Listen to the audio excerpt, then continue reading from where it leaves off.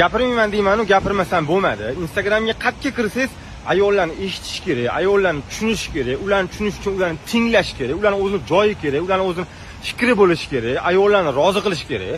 Qachondan beri bir ummatning farzandi, bir O'zbekistonning o'g'loni, bir musulmon inson, bir erkak kishi xizmat qilib, maqsad qilib, da'vo dard qilib, bitta xotinni rozi qilishga, bitta xotinning nafsini qondirishga umrini sarflaydigan bo'lib qoldi. Qachondan bu narsa paydo bo'ldi?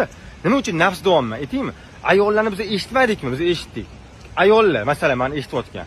Shu vaqtgacha sizlar uzoq yillar, ming yillar nonni qo'lda yopardinglar. Hozir magazindan olib chiqilyapti. Sutni qo'lda sog'ardinglar. Hozir magazindan olib chiqilyapti. Xamirni qo'lda qilardinglar. Hozir magazindan olib chiqib berilyapti va buni erkakni cho'mchagidan qilyapti. Ayollarni eshitmayapmizmi? Kirni qo'lda yuvardinglar. Hozir mashina yuvyapti. Parashokini ham, tokini ham erkak kishi to'layapti.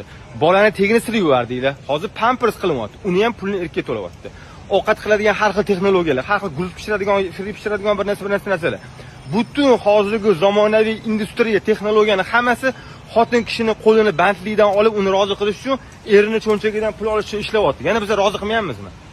Qachongacha bir erkak kishi, bir jamiyatning a'zosi dunyoda o'zini o'rnini topib, xizmat qilib, vatani uchun, millat uchun qayg'urish o'rniga bir ayolni nafsini roziligi uchun harakat qiladi? Qaysi jamiyatda erkaklarga